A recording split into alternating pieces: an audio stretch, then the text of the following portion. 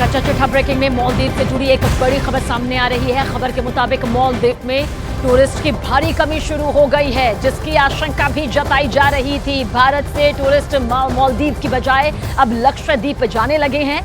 दावा किया जा रहा है कि जहां एक तरफ भारत के टूरिस्ट जो है मालदीव में अपनी होटल की बुकिंग लगातार कैंसिल कर रहे हैं, तो वहीं दूसरी तरफ भारत के लोग लक्षद्वीप में धड़ाधड़ होटल और टूरिस्ट स्पॉट्स की बुकिंग करा रहे हैं। दावा यह भी किया जा रहा है कि लक्षद्वीप में मार्च 2024 तक की बुकिंग अब पूरी तरह से फुल हो चुकी है। तो भारत से पंगा लेकर मालदीव को भारी नुकसान हो रहा है। एक तरफ चाइनीज टूरिस्ट मालदीव नहीं जा रहे हैं, तो वहीं दूसरी तरफ मालदीव में विपक्ष के नेता राष्ट्रपति मोहम्मद मोइजू की सरकार उखाड़ फेंकने में जुट गए हैं। ऐसे में हालात बहुत जल्द मालदीव में रोटी के लाले पड़ते हुए नजर आते हैं।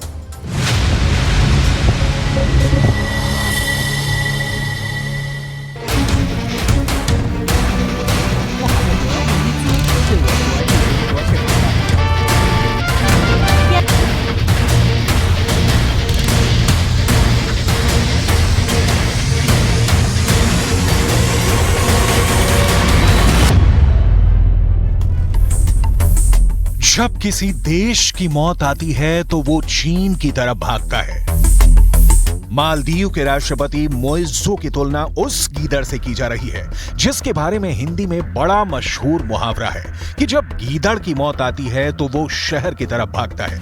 फर्क बस इतना है कि मालदीव के राष्ट्रपति मोइज़ू चीन की तरफ भागे हैं। मालदीव के राष्ट्रपति चीन के राष्ट्रपति शी जिनपिंग की गोद में जाकर बैठ गए हैं। मोइज़ू ने एंटी इंडिया प्रोपेगेंडा करके जिहादी मानसिकता के कब्जे में आकर भारत से दुश्मनी और उस चीन से दोस्ती कर ली है, जहां उइगर मुसलमानों को अब जीने का भी अधिकार नहीं है। मोइज़ू मालदीव के कट्टरपंथियों के हाथों में खेल रहे हैं और उस चीन से दोस्ती गांठ रहे हैं जिसने उइगर प्रांत में मुसलमानों की मस्जिदों के गुंबद ही उड़वा दिए हैं।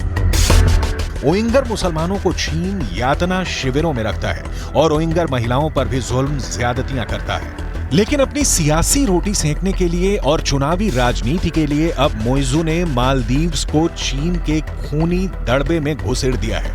मोइज़ू के चीन दौरे पर चीन का सरकारी मीडिया ग्लोबल टाइम्स काफी खुश है और वो इस मौके का इस्तेमाल भारत पर तंज कसने के लिए कर रहा है। किस तरह से ग्लोबल टाइम्स ने भारत विरोध करके दुनिया में अपनी हंसी उड़वाई है, ये भी हम आपको बताने वाले हैं। लेकिन सबसे पहले बात करेंगे मोइज़ू की चीन यात्रा की। भारत के साथ चल रहे राजनयिक विवाद के बाद मालदीव के राष्ट्रपति मोहम्मद मोइज़ू ने चीनी राष्ट्रपति शी जिनपिंग से मुलाकात की है। राष्ट्रपति मोइज़ू 5 दिनों के चीन दौरे पर हैं, जहां उनका जोर शोर से स्वागत किया जा रहा है और मोइज़ू को 21 तोपों की सलामी दी गई है।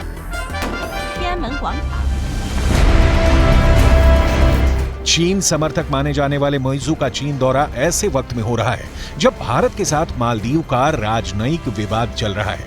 दरअसल मालदीव के कुछ मंत्रियों ने प्रधानमंत्री मोदी के खिलाफ आपत्तिजनक टिप्पणी की थी। मंत्रियों ने पीएम मोदी के लक्षद्वीप दौरे की तस्वीरों पर आपत्तिजनक ट्वीट किए थे। मालदीव के एक नेता जाहिर रमीज ने पीएम मोदी के ट्वीट के जवाब में लिखा था, अच्छा कदम है, लेकिन हमसे मुकाबला करने वाली बात भ्रम पैदा करती है।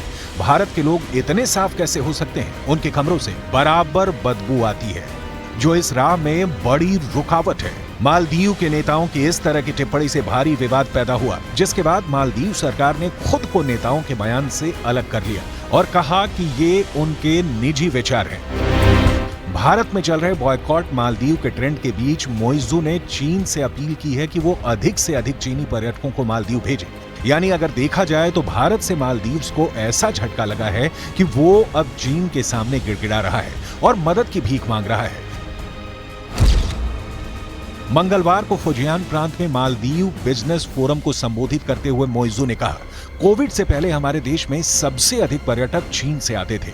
मेरा अनुरोध है कि चीन को ऐसा करने के लिए फिर से अपनी कोशिशें तेज करनी चाहिए। मालदीव के राष्ट्रपति मोइज़ू ने चीनी दौरे पर चीनी राष्ट्रपति शी जिनपिंग के project belt and road initiative की काफी तारीफ की। उन्होंने कहा कि ये प्रोजेक्ट मालदीव के लिए काफी अहम है और मालदीव भी आने वाले समय में BRI के तहत चीन के साथ सहयोग बढ़ाने के लिए इच्छुक है। भारत BRI प्रोजेक्ट का विरोध करता रहा है क्योंकि पाकिस्तान में BRI के तहत चल रहा China Pakistan economic corridor Pakistan अधिकृत कश्मीर से होकर गुजरता है। चीन के इस प्रोजेक्ट पर ऐसे आरोप भी लगते हैं कि इसके जरिए चीन आर्थिक रूप से कमजोर देशों को कर्ज के जाल में फंसा रहा है। इस विवाद के बीच मोइजू के चीन दौरे की भारतीय मीडिया में जो कवरेज चल रही है उस पर टिप्पणी करते हुए ग्लोबल टाइम्स ने लिखा है, चीन के साथ मालदीव के राजनयिक और आर्थिक आदान प्रदान को लेकर इस तरह की झुंझलाहट मालदीव को लेकर भारतीय जनता के बीच छिपे अहंकार को दर्शाती है। शायद ऐसा इसलिए है क्योंकि भारत हमेशा दक्षिण एशिया के क्षेत्र को खुद से पिछड़ा मानता है। मालदीव और श्रीलंका जैसे देश कमोबेश भारत से राजनीतिक, आर्थिक और सांस्कृतिक रूप से प्रभावित भी हैं। पिछले कुछ वर्षों में मालदीव्स ने चीन से भारी कर्ज लिया है। भविष्य में अगर कर्ज समय पर नहीं वापस हुए तो मालदीव के आइलैंड भी चीन के हाथों में जा सकते हैं।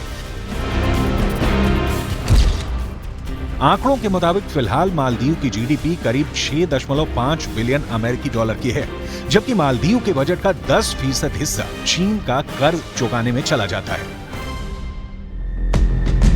लेकिन दूसरे देशों की जमीनों को हड़पने की लालच में ग्लोबल टाइम्स अभी मालदीव्स के लिए बहुत मीठी मीठी बातें कर रहा है और भारत को मालदीव्स के दुश्मन की तरह पेश करने की झूठी कोशिश कर रहा है। ग्लोबल टाइम्स आगे लिखता है, दूसरे देशों के साथ ऐसा व्यवहार करना मानो वो भारत के अधीन हो, एक विकृत मानसिकता है। दूसरे देशों के साथ मालदीव के सहयोग और कूटनीति में भारत के भू राजनीतिक हितों को प्राथमिकता देने का कोई कारण नहीं है।